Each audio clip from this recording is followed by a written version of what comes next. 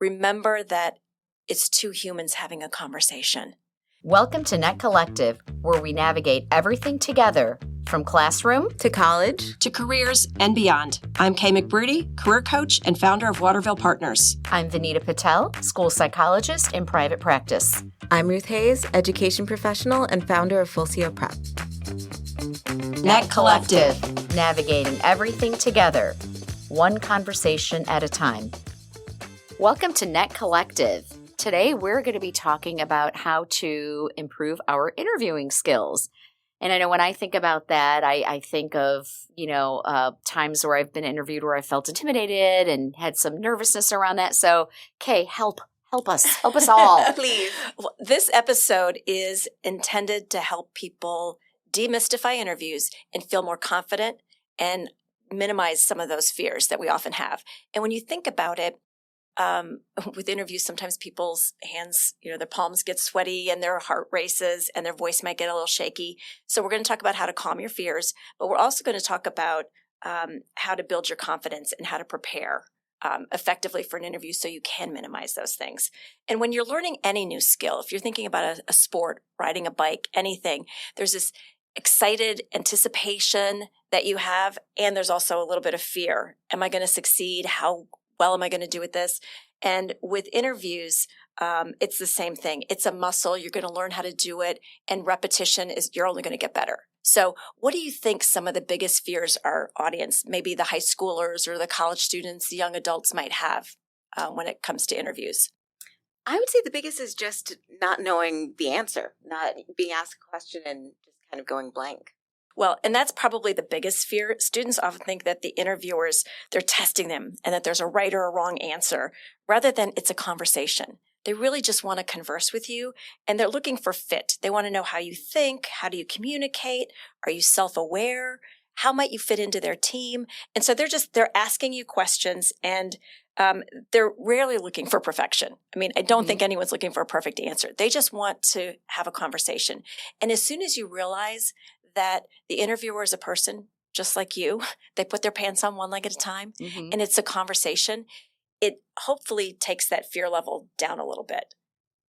Right. And they've also at some point in their lives been interviewed too, right? Well, exactly. And we were talking before this session, conversations are something that not all these young people are comfortable with because they've been so accustomed to communicating with their thumbs on screens. Right. Exactly. Or being able to do another take if they need to. Exactly. And in an interview, you get one take. I mean, you're in there and it's okay. Take a breath, just calm yourself before you get in. We'll talk about that in a second. What's another fear? I remember just the awkward silences or, the pauses and wondering, well, what are they thinking? Should I say something? Should I say something that, just to fill that void? Have I been thinking too long? What should I do? Yeah, it's that stream of consciousness that I don't know what to do with. And if there's an awkward moment of silence or what you perceive to be an awkward moment of silence, they might be thinking. They might be thinking about what their next question is, just as you're thinking about what your next answer might be once you know what the question is. So don't be afraid to embrace the silence and don't try and fill it unnaturally with something. I think just listen and silent. Again, they're not judging you. They're taking in information about you. It feels like you're being judged and it feels like you're in the hot seat, but they're just trying to get information so that they can then, make better decisions about who's the best fit for their team. Right. What about if I go into an interview or I got the interview, so that's great. But one of the fears could be, what if I don't have enough experience? Well, and I think that especially for young people who frankly don't have that much experience in the workplace, but they have other life experiences. And so being able to take what experiences you do have, maybe on a team, maybe with a class project, and apply those in a way, demonstrate what your skills are, you can close that experience gap a little bit. And again, for a lot of these entry-level positions, they're going to teach you a lot of things on the job. So experience may not be what they most need in some of these jobs. Okay. All right. Okay. All right. So once you get over the fears, and again, we'll touch on a few things to calm the nerves later. There's different types of interviews. And so there's informational interviews. There's interviews that you could do for an internship or a job. There's behavior-based interviews versus case-based interviews. There's online or Zoom interviews. And then there's even video-based interviews. So we could talk for hours on all of these things. Today, we're really going to focus in on informational interviews and the value of those. And then we're also going to talk about behavior-based interviews. So can I ask a question right there, since you're on that specific topic? I wonder if many of our listeners out there, especially students, confuse networking with informational interviews. How are those different? Great question, Vanita. Networking is really broad relationship building, and informational interviews are really more about purposeful learning. So what you're trying to do is with networking, you're meeting people that you can add to your network. And I think of it almost for the younger generation. You might have Snap, for example, on your phone. And as you're getting people's snaps, you're networking. You're building your relationships. You're building your contact list. When you actually want to find out where the next party is, or can somebody help you with this assignment, that's an informational interview. Then you're actually going to snap them. And so you're building your network with networking and connecting with people, and then you're actually doing something and you're learning information. You're getting a piece of information from the informational interview. Okay. Does that make sense? So, okay, and correct me if I'm wrong here.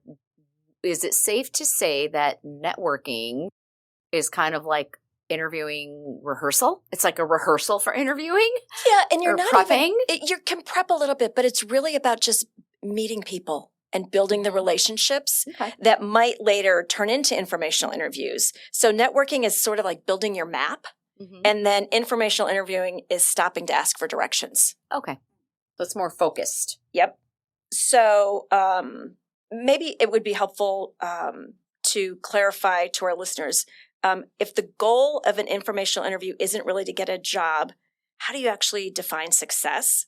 So it's really, success is leaving with better information, greater clarity, and one or two additional people that you might be able to talk to.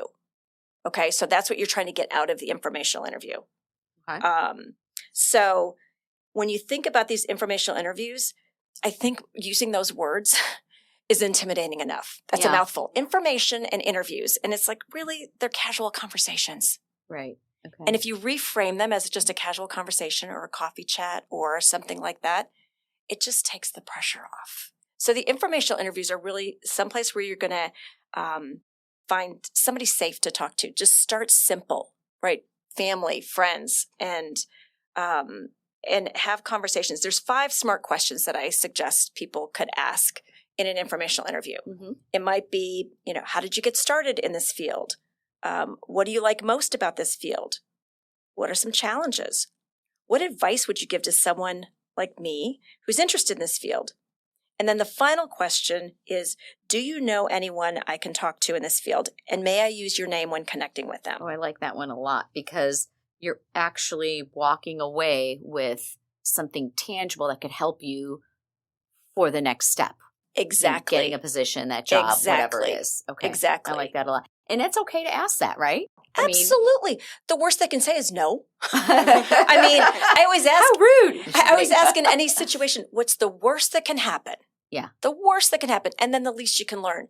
So even if you bomb an interview, you don't feel like you had a productive informational interview, it's okay.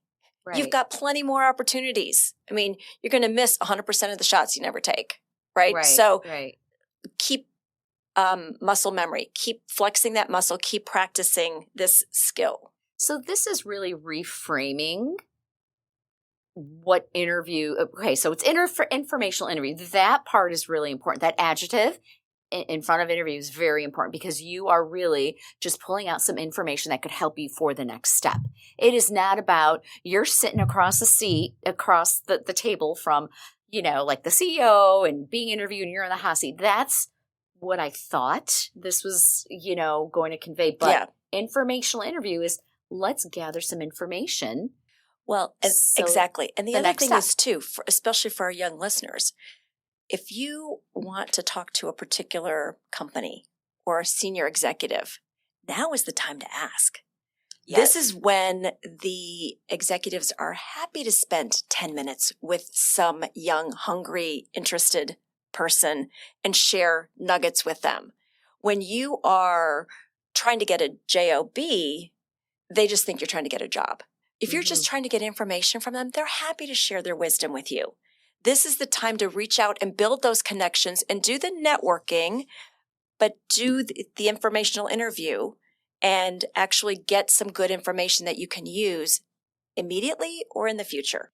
And Kay, as I'm reading through or thinking through your 5 SMART questions, Yep. each one of those questions are questions I would ask a mentor. Absolutely. Right? Absolutely. I mean, these are great questions. Like if you're even seeking a mentor, or someone to just kind of like or advisor. Like I remember in grad school, it's like, who do I want to ask to be my advisor? These are the similar questions I would ask. So those would be considered informational interviews. Yep. Okay. And you can do these types of conversations with anybody. I mean, start with a parent, start with siblings, start with friends, parents. And a couple of us parents have talked about having a barbecue where we actually have our kids go around and introduce themselves to all the other parents there, even though they've known them since they were little, and ask them a couple interviewing or informational questions. Yeah. And see what kind of information they get, because these are people they've been surrounded with that have been on their soccer sidelines or whatever their whole childhood, but they never thought of them as what are they doing for a living. And so you can do that in a really safe, casual way. For example, I think that's a great idea. And going back to your point about how kids are living in a different technological environment and maybe aren't used to having these in-person conversations, there used to be so much more meeting people. You used to need to go up and talk to a new person to do almost anything.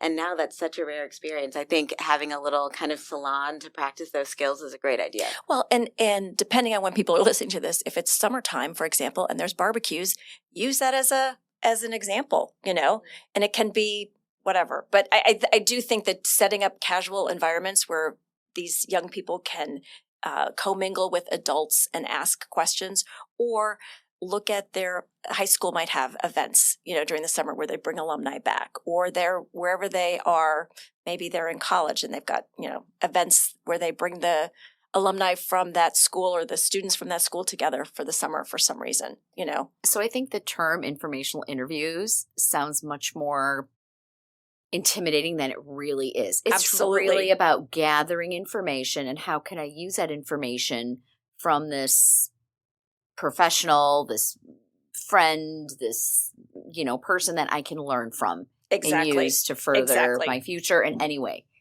Right. That's great. Yeah, absolutely. And I've shared a story, I believe in a previous episode, but where somebody, reached out to an employee at a firm and said, "Hey, can I just ask you a few questions about your company? I'm really interested in it."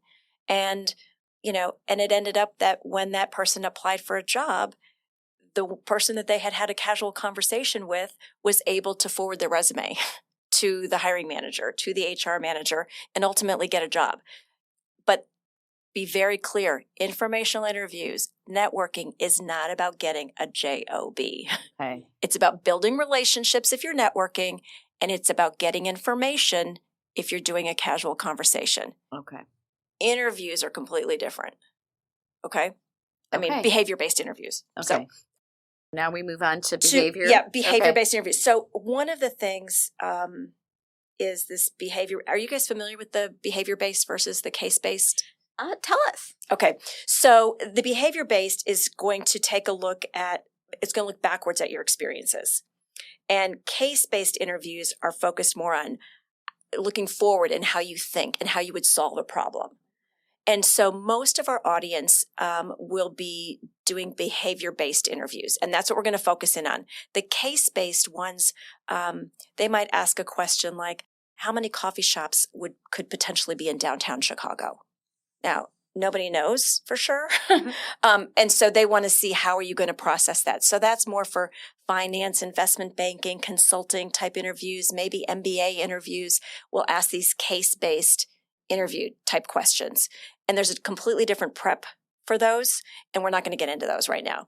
We want to focus on the behavior-based interviews, because anyone that's interviewing for an entry-level job outside those that I just mentioned, or a summer internship or something like that, is probably going to be doing a behavior-based interview. And is that considered more of a traditional? Exactly. Is that more traditional? Exactly. So they're going to ask interviewing? you. They're going to ask you questions about your past. Give me an example of, and then that example will demonstrate your leadership skills, your teamwork skills, your decision-making skills. So they will be able to say, "Hey, based on what they did in that situation, we think they would do something similar in the future," right? So they're looking in the rearview mirror versus looking straight ahead on the road. Does that make sense? The reflective versus the forward thinking?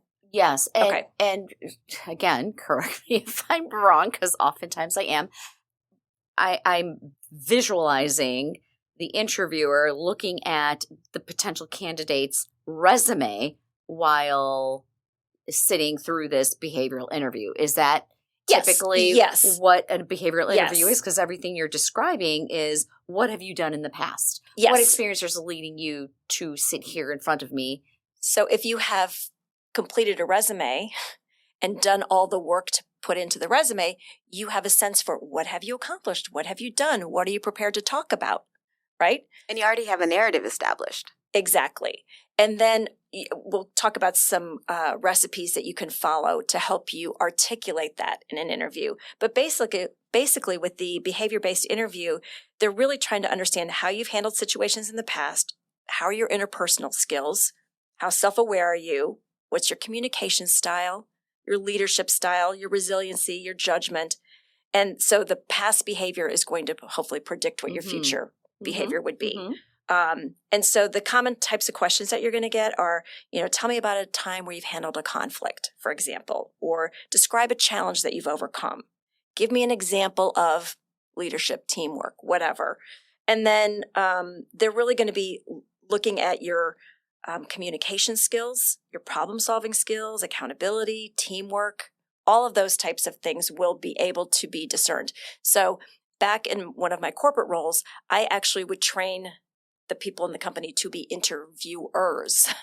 Like, how do you ask, because here's the other thing is, you may prepare really well and be a great interviewee, but you don't know what kind of training your interviewer has had or how good they are. Or what they're going to ask you. Right. And some people may ask naturally really great questions. Some people may have been trained to ask really great questions. Most of the time, the interviewer will have a list of boxes that they want to check. They want to find out about, these 5 skills. So they're going to ask you questions targeted to that. And so they have a fairly, manufactured script that they're going to sort of stick to. And you want to make it easy for the interviewer to take notes. So you want to think about how you tell your stories so that they're like, oh yes, they've got great leadership skills, or they've got great decision-making skills, right? And without pulling us too far off track here, if you could just give us 30 seconds about what goes into being a good interviewer. I'm really fascinated about what you're doing in these trainings. Well, I think being a good interviewer is being a good listener. I think it's asking good questions. It's asking follow-up questions. Sometimes the interviewee will skate on the top and you have to dig a little deeper. And it was funny because back in the day, people would say to me when we would have these debrief sessions, and someone would say, okay, who interviewed candidate A? And 3 of us would raise our hand and we would give feedback. And people were like, how did you find that out? How did you pull that out? Because there are certain questions that you can and cannot ask as an interviewer. So that's, again, a whole nother topic. But if you ask open-ended questions and you let them talk and you ask good follow-up questions, you can get really interesting information. I think it's a skill and that not everybody has. It's absolutely a skill.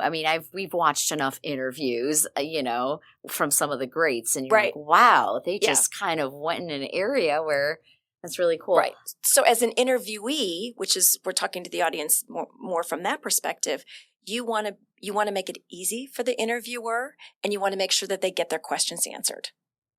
Okay? Right.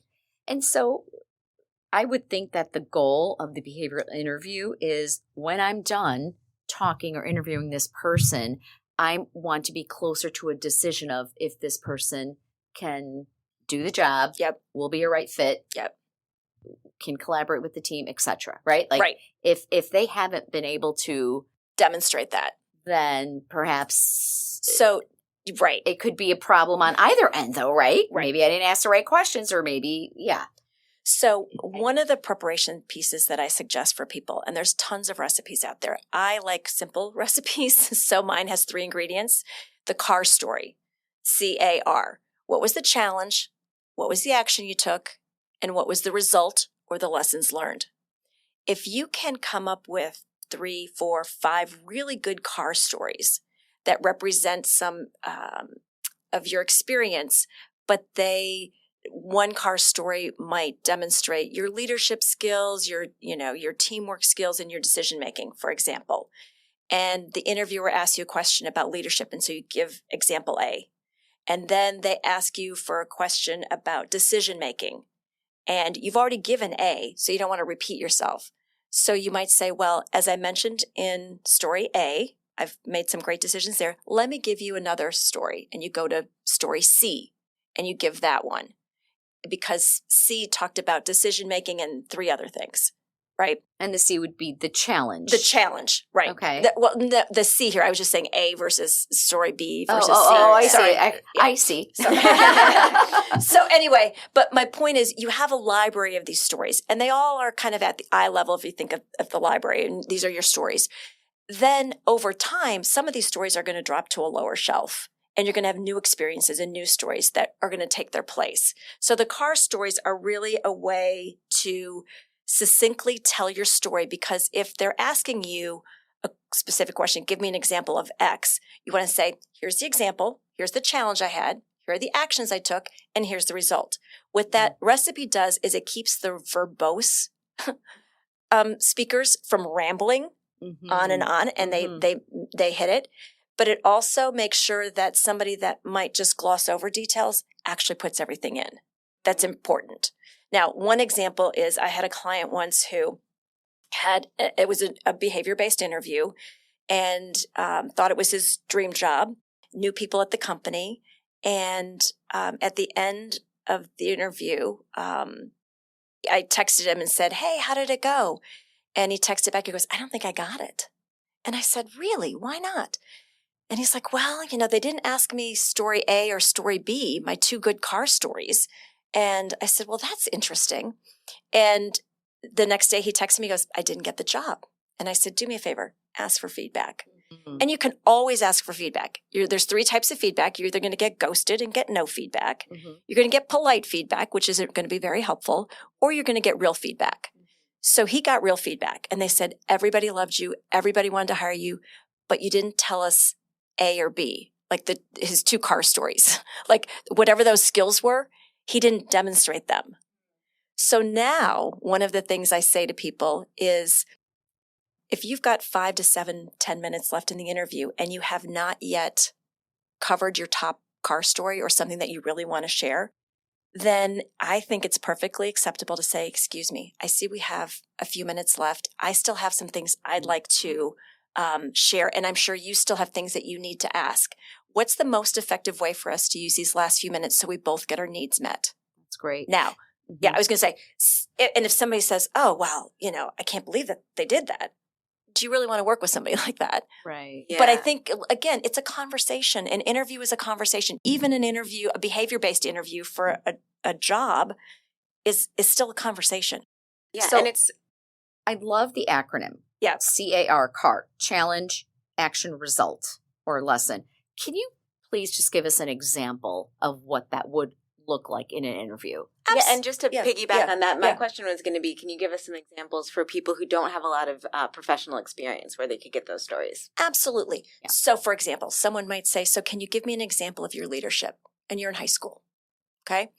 Now, you can take a sports team, you can take a summer job, and you could say, I was a supervisor at the beach, or I was a lifeguard at the beach, didn't even have a supervisory role. And you can say the challenge was, it was a really busy day, and we were short-staffed, and there was an emergency. And so the action I took was, I radioed for help. I went and I helped start resuscitating the patron, for example. And the result was the patron survived. Again, I'm giving it an example. It could be a sports team. It could be, I wasn't the captain of the team, but I took a leadership role and I led the warm-ups every single day. That's great. And people looked to me for leadership, even though I didn't have the title. And I was a role model for my peers. So the challenge was, I was looking for leadership opportunity. I didn't have a title, but I found a way to exemplify that. Here were the actions I took, and the results were people respected me and my team. It could even be, let's just say you don't have an athletic child, or, it could even be like a project within a classroom, right? Absolutely. There are lots and lots of project-based learning going on. And so what was your role on the team? Did you take the leadership role, or were you a really good soldier? Were you a really good participant on that team? Right. And did you do your piece? Did you raise your hand? Did you ask questions? Did you help guide the team in a good direction? But being able to articulate what was the challenge, what actions did you take, and what was the result or the lessons learned? It could be something simple where you had to give one of your, friends feedback on the project. Maybe they weren't doing what they said and they called you and said, could you do my work for me? I don't have time for it. How did you handle that? That's a really sticky situation. Right. And that challenge was, I didn't know what to do. So the actions I took, I talked to my parents, or I talked to, somebody I trusted to ask for advice. And then this is what I did, and this is how it was handled, and this is how it was resolved. Okay. That helps. That helps a lot. Okay. I love examples like that, because they're real life, and we've all got so many of those. Okay. So we've talked about the difference between the behavior-based interview and the case-based interview. And we've been focusing in on the behavior one, because that's the one that's really going to be faced with most of our listeners. The behavior-based interview is really about storytelling, and the case-based one is more about problem solving. And they both tend to provoke a little bit of anxiety, different anxieties. So the behavior-based one tends to be the emotional. Case-based one tends to be performance pressure. So the two of them are looking at different things. When you think about the behavior-based interview, there's really, again, I always break things into three pieces: the before, the during, and the after. And so the before is preparing. And so when people get really nervous about the interview situation, it's typically because they aren't prepared. They haven't thought through, if they do their homework and they do their preparation, the anxiety will melt. I don't know if it will melt completely away, but it will dissipate. And so being prepared is really, really helpful. So how do you prepare when you don't know what you'll be asked? What's the best way to prepare for that? You can anticipate questions, right? Absolutely. You'll know the role you're applying for, so you can anticipate some. So it's interesting. I have worked with clients who have never interviewed, and I've worked with clients who are re-entering the workforce after decades of not being in it. And you can Google now, what are the top 10 behavior-based questions? Right. I've obviously got my list of questions that I've asked historically that I've used when I've trained other people. I've got current information from my friend Chat and what questions, are perceived to be most relevant. And you know what the job is asking for, right? You know what it's about. So if you actually write out answers to those questions, 10 or 20 questions, the 10 questions that I would ask and the 10 questions that Chat would ask, and you fill those out. Everybody that I have coached has said, oh my gosh, 80% of what they asked me, I'd already prepared for. It's on there. It was already on there.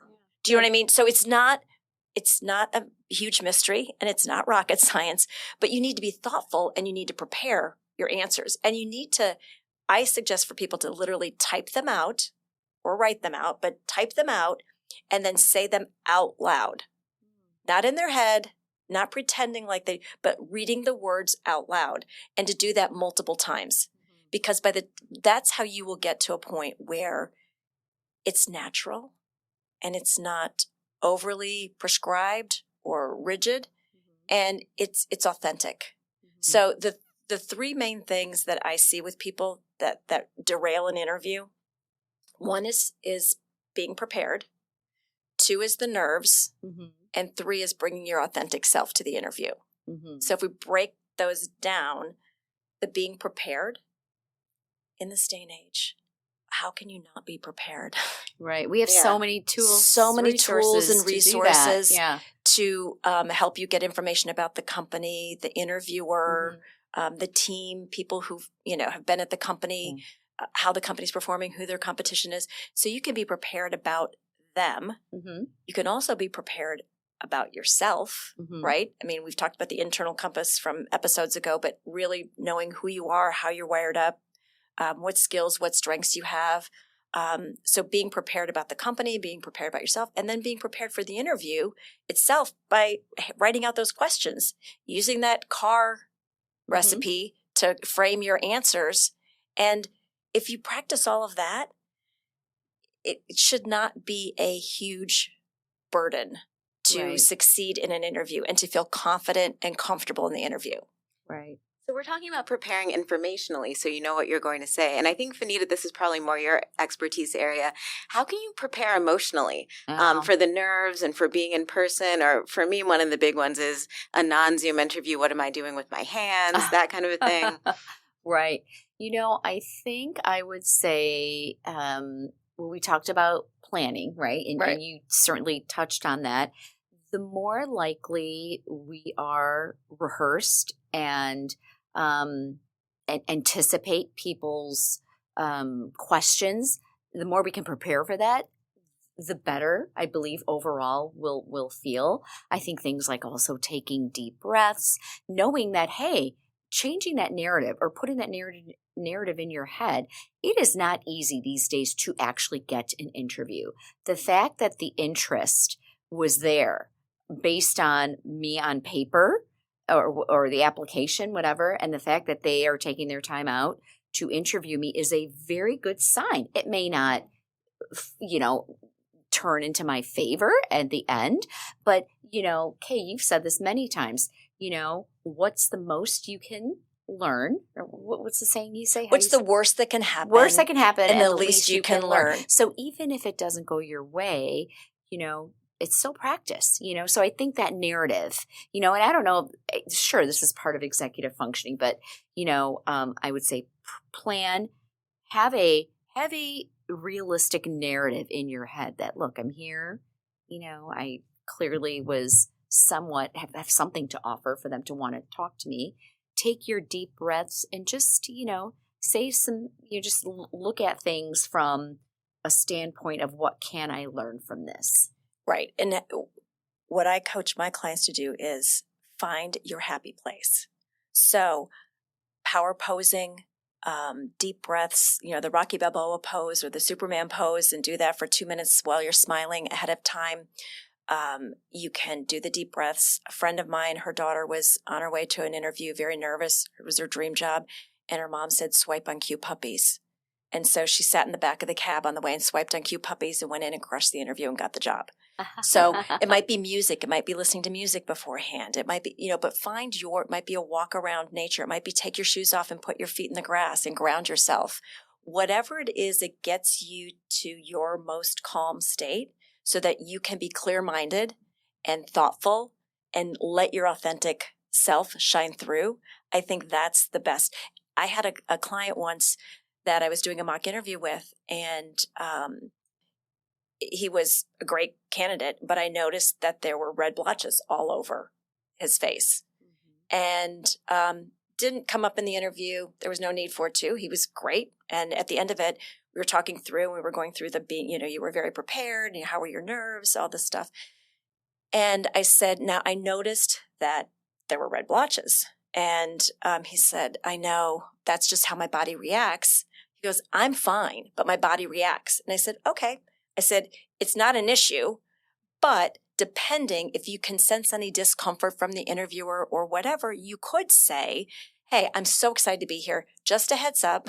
Well, I'm excited and I am present. My body might be doing a funky thing with, reacting. And I sometimes, I get blotchy, but just don't be alarmed. Right. I'm fine. And hit it head on.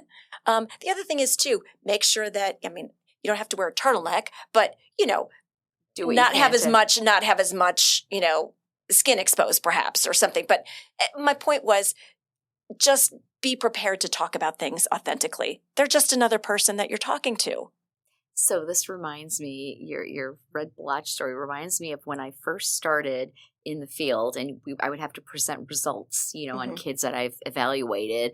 And, here I am, a 24-year-old, 25-year-old, telling a parent that, oh, this is how your child thinks and this is how their brain works. And so my voice was so shaky, even though my content was good and I feel like I really described their child, but my voice was so shaky. And my mentor at the time said, honey, you're human. You just showed your human side, right? Right. So that's okay to have a red blotchy face because that's what happens. That's human. Yeah. Exactly. Okay. The other piece, so, being prepared, calming the nerves, and then bringing your authentic self to the interview. You do those three things and you will crush it. The other thing that I think is super important is how you close the interview. How you open it's one thing because you only get one chance to make a first impression. So you want to do that really well. But then how you close it, what kind of questions are you going to ask? So what are some smart questions that candidates could potentially ask at the end of an interview? How is performance measured and how often? What's most likely to derail someone in this role? Who's been the most successful in this role and why? And then I talked about I see we've only got a few minutes left and I still have some things. And so being able to make sure that you use that time wisely and get your stories out. And then the other thing that I end interviews with is, do you have any other questions about me or my abilities to do this job well? Because the last thing you want is for the interviewer to go, oh, that was such a lovely conversation with, Ruth, Vanita, Kay, but I just didn't get this. So ask them, do you have everything? Like, I know you've got a checklist there. Do you have all your boxes checked? Is there something where you're like, oh, I don't know if she really demonstrated that? And ask. And then, any one of those kind of questions, you may have your own questions that you're curious about. And it's really about, being curious at the end. If they say, do you have any questions? And you say, no, I think I'm good. That to me says they're not prepared. They're not really interested. They're phoning it in. Like They're not really interested. Because if you really wanted this, you would probably have 10 questions. Is there any questions that interviewees should not ask? Yeah, I was going to say, I wouldn't go anywhere near salary. Mm-hmm. I wouldn't go, you're really, depending on what stage of the process you're in, I would really focus on fit. You want to know, is this job a fit for you based on all the conversations you've had? Is this a place you can see yourself? Are you going to thrive here? Does the culture match? And are the values in alignment? Is the work interesting to you? Is the team interesting to you? And they're trying to do the same thing to see, are you going to fit with them? And so that's why you need to be authentic, because if you present as something or someone else and they're like, oh my gosh, this person would be great. And you get in there and that's not really who you are. Not only are they going to be frustrated and disappointed that they didn't figure that out in the interview, but you're going to probably be miserable too. So it really does pay to be authentic and to do that. So in terms of not asking questions, that to me is the biggest one, is to just not go near the salary and that kind of stuff until it's appropriate, which is very much later in the process. Right. Okay. And any advice for getting to that authentic self, loosening up and being a professional version of the real you? Yeah, I do believe that if you have done the work up front with the internal compass and you can really articulate what your strengths are and you know what your interests are and you know what you're able to bring to the team and your examples, your car stories line up with those. And again, you take your deep breaths before you go in and you calm yourself to the extent you can. I think that's going to shine through. That's what you want, is for your personality, your energy, who you are to shine through. And the other thing is too, you want your words and music to match. So for example, you don't want to say, "Hi, I'm really energetic." You know what I mean? I'm like you really want, excited, like, yeah. I mean, the words and music have to match whatever it is you're talking about. So if it's like, "Hey, I tend to be really high energy," which I know can maybe be a little off-putting, but I match my energy to my audience. You know, I'm Right. aware enough to match my energy to the audience, for example. But my energy is naturally going to come through in an interview, right? And I do think that these interferences that we're talking about, Right. you know, I think with practice, rehearsal, prepping, planning become less interfering. You know, so I do think that, you know, when we think about, you know, research the company, research the interviewer, knowledge is power. You know? Absolutely. And so go into it when you're asking about from an executive functioning standpoint, how to really prepare. Do the research and, you know, that self-monitoring skill, that little conversation, little itty bitty voice you have in your head, like that self-evaluative piece. How am I doing? Is my breath so labored? Slow it down. You know, you can do both at once. You can listen and still monitor how you are being perceived by other people in these high stakes moments. And speaking of self-monitoring, one of the best things I've ever done for myself as just a business communicator person is watching myself recorded. During the pandemic, I was recording all my Zoom interviews just for my personal review. And that really helped, because when you're experiencing something, you're experiencing what you're actually saying and what the other people are saying, but you're also experiencing all your thoughts. So having an objective record where you can say, "Oh, I felt like I paused for 10 seconds and was thinking about all these things, but it was actually a split second and I looked fine," can really build your confidence. Right. That's a great tip, is evaluate yourself with the actual data in front of you. Absolutely. No, that's funny, because I was going to end with, what tips would you leave our listeners with? And so that's a great one. I don't know if anybody else has. I mean, for me, the one is, remember that it's two humans having a conversation. Yeah. And that, you know, they are somebody's child and they may be somebody's parent. I don't know. But they are a human. And so just have the conversation. Right. And I would say that just flip the narrative to, well, hey, I've got an interview. This is a good thing. And then just monitor how you think you're doing along the way and prep. And I would also, we didn't touch as much on it, but the post interview, make sure that you follow up with a thank you note. At least send an email immediately. If you want to, again, score points, go ahead and write a handwritten note and surprise the heck out of the other person. But take notes, like think back, do your own debrief on it in your head, and think, what went really well? What things can you celebrate? Celebrate the successes. What questions did you feel really comfortable answering? You're proud of your answers. And which ones maybe did you stumble on? And then write those down and come up with a better answer for the next time you get asked that question. Yeah, it's all learning. Yeah, it's all learning. So I would encourage our audience that if you have really tough interview questions or something that you're maybe afraid about answering or how to answer, you can go to our website and you can drop us a line. And during season 2, as we do deeper dives on some of these topics, you might hear your question on the air. Yes. All right. Well, thank you. This is great. And as always, we will have a handout online on our website, netcollective.org. Until next time. If today's conversation resonated with you, please share this episode with anyone who may need it, and follow us at netcollective.org or wherever you get your podcasts so you don't miss what's next. We are N.E.T Collective. Navigating everything together, one conversation at a time. Thanks for listening.